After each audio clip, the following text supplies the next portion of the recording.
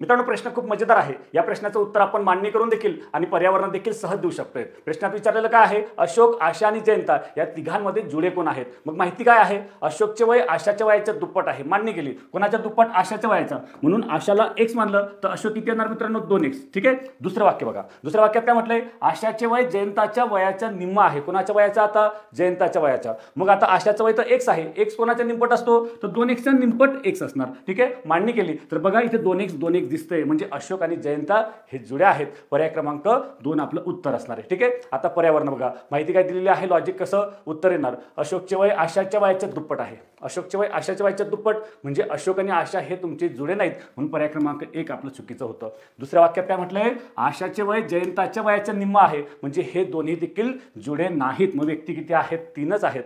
अशोक आणि आशा जुळे नाहीत आणि जयंत आणि आशा देखील जुळे नाहीत, म्हणजे याचा अर्थ जुळे कोण असणार आहे? अशोक आणि जयंता. म्हणून पर्याय क्रमांक 2 आपलं सहज उत्तर लिहायचं होतं.